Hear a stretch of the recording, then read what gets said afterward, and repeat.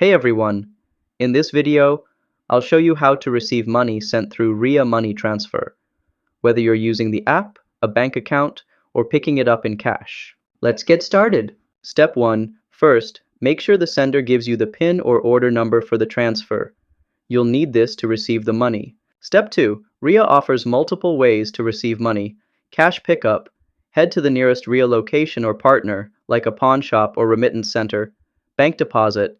If the sender chose this method, the money will go directly into your bank account. Mobile wallet or app. Some countries support mobile wallet delivery. Open the RIA app to check. Step 3. If you're picking up cash, bring a valid government-issued ID and the PIN to the branch. They'll verify your identity and hand you the cash. Bonus tip.